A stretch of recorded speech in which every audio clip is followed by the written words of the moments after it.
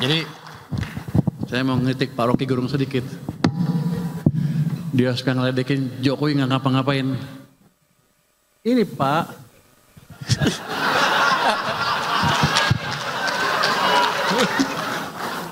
kalau di sana kan dia berkuasa, di sini saya berkuasa. Jadi ini dipaksa intervensi langsung oleh presiden sampai ke sana.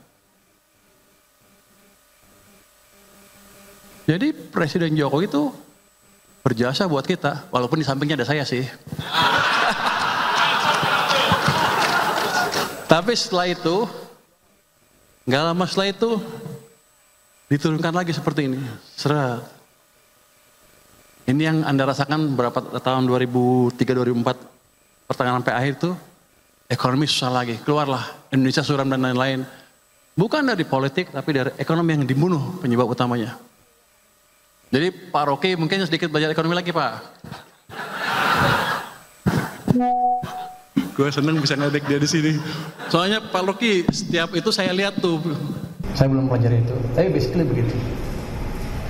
Itu kan suara sebagian kecil rakyat kita. Kenapa? Mungkin sebagian nggak terganggu hidupnya masih kurang ya. Once saya ciptakan pertumbuhan ekonomi 6%, 7%, itu akan hilang dengan otomatis.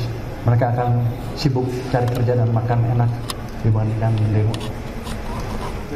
Kalau waktu ketua LPS saya katanya ngomongnya kayak agak koboi, sekarang nggak boleh saya baru merasakan dampaknya, rupanya beda. Jadi sekarang saya akan stick ke pidato yang sudah disiapkan oleh staf saya di sini Pak. Jadi nggak ada session bebas lagi. Pak Menteri, boleh koboi tapi ada isinya. Siap. Bandingan di LPS mungkin. LPS juga lembaga penting, tapi duduknya di belakang. Kalau bank-bank jatuh, baru kita bekerja keras. Jadi, tapi di sana gajinya gede.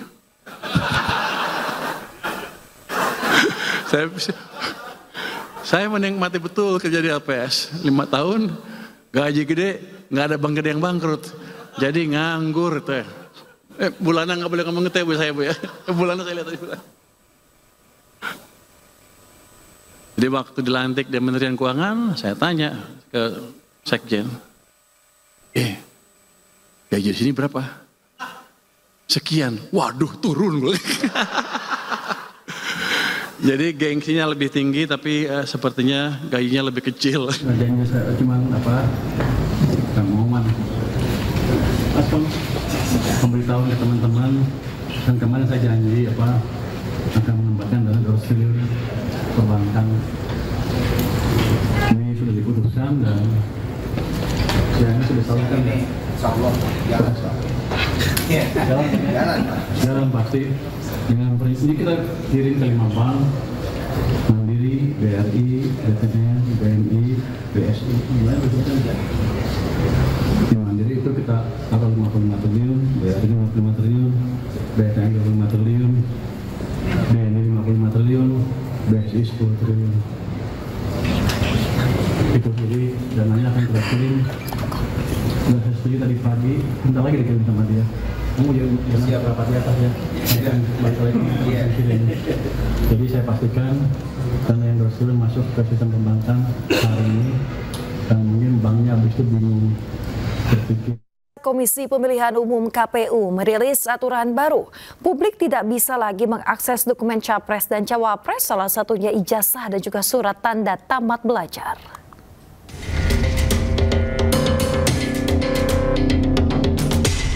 Tiba-tiba saja KPU menerbitkan kebijakan baru, isinya publik tidak bisa lagi membuka dokumen yang berkaitan dengan persyaratan pendaftaran Capres dan Cawapres. Dalam keputusan nomor 731 tahun 2025 itu disebut ada 16 dokumen yang tidak bisa diakses publik. Salah satunya ijazah dan surat tanda tamat belajar.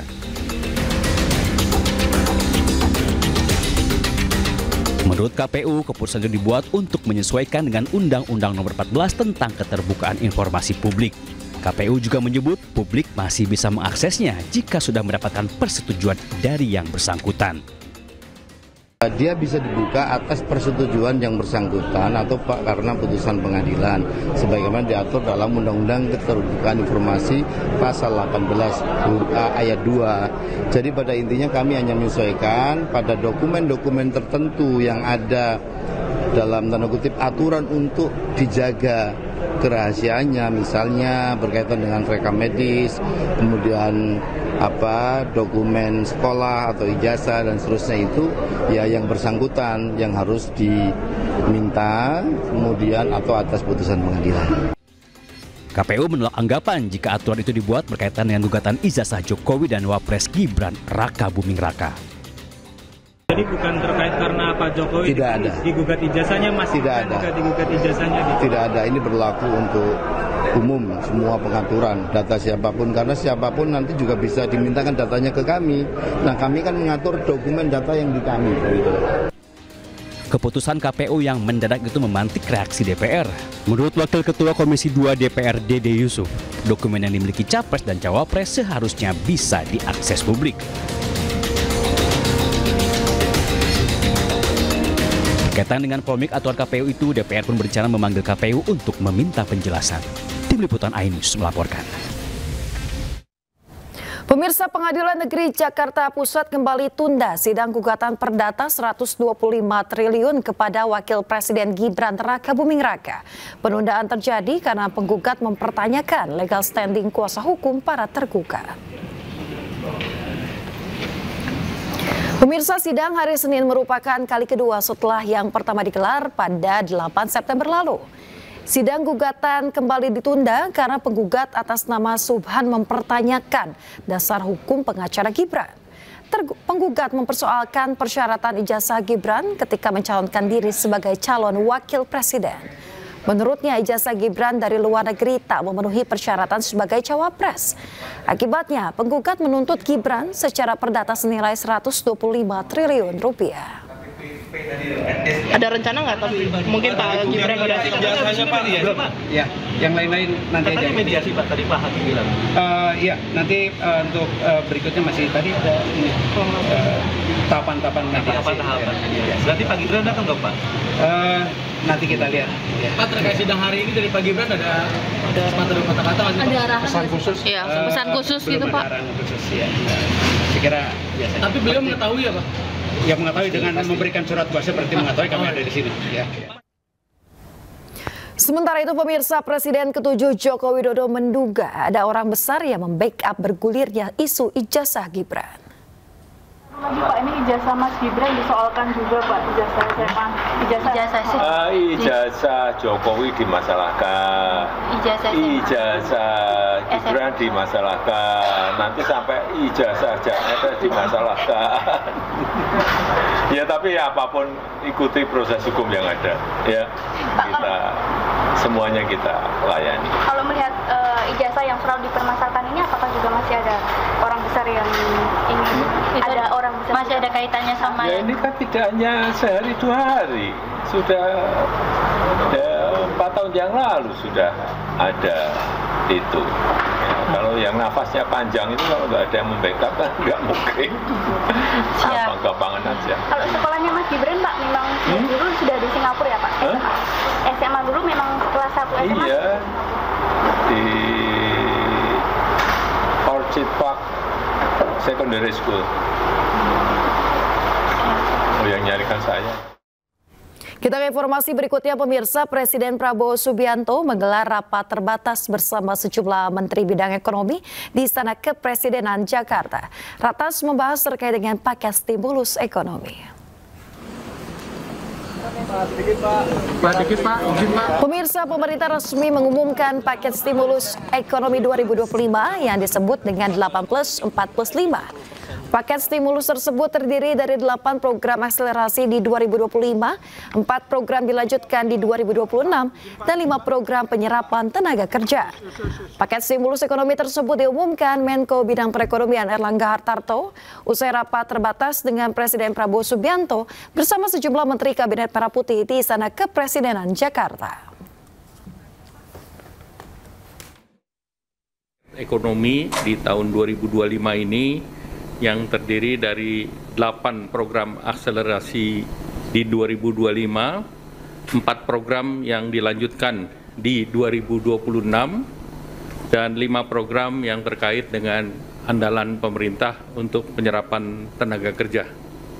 Nah, dari 8 program akselerasi pembangunan tersebut, yang pertama adalah magang lulusan daripada perguruan tinggi dengan kriteria maksimum fresh graduate 1 tahun.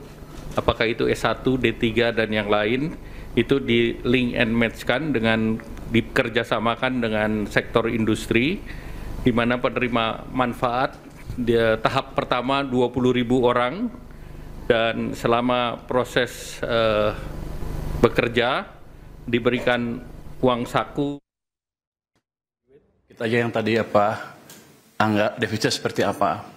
Yang paling besar tadi kan yang 2 kali 10 kilogram itu sekitar 7 triliun. Sudah ada uangnya kami sediakan, bukan berarti defisit melebar, tapi saya bisa perkirakan tuh setiap tahun tuh penyerapannya berapa sih anggaran kita. Tahun lalu kan ada sisa juga, saya bisa hitung sisanya berapa. Jadi daripada sisa, tinggal 3 bulan lagi mungkin nggak kepake, saya pakai ke sana. Jadi ini hanya optimalisasi penyerapan anggaran supaya berdampak bagi perekonomian tanpa merubah defisit terlalu signifikan. Nanti kalau ekonominya tumbuh lebih bagus kan, kalau kita asumsikan rasio tax ratio-nya konstan, kalau PDB-nya tumbuh lebih cepat kan tax-nya lebih cepat juga. Jadi mungkin dampaknya ke defisit cenderung netral to positif. Pemirsa, pengemudi ojek online dan tenaga lepas bisa bernafas lega. Ya, rencananya pemerintah akan mendorong insentif BPJS ketenagakerjaan bagi pekerja lepas atau freelance. Dalam stimulus ekonomi tahap kedua, pekerja lepas termasuk ojek online akan mendapatkan tak hanya jaminan tenaga kerja, tapi juga jaminan kehilangan pekerjaan dan jaminan kematian. Tak hanya itu, pemerintah juga memberikan diskon 50% untuk fasilitas BPJS ketenagakerjaan bagi ojek online.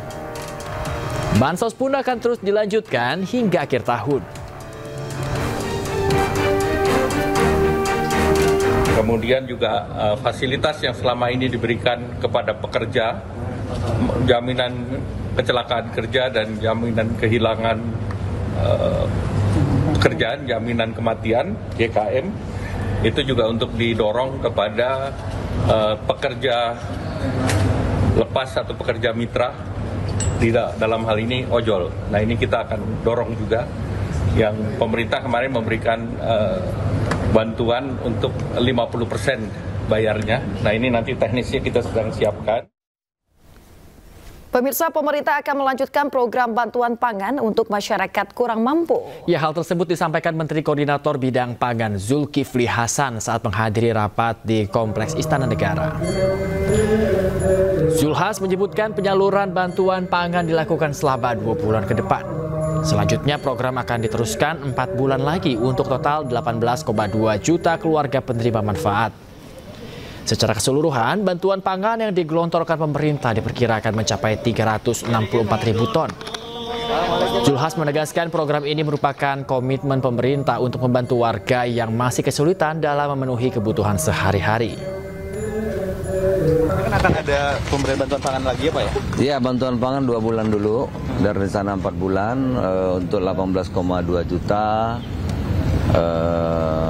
saudara kita yang kurang mampu, 2 bulan jadi total 364.000 ton kira-kira.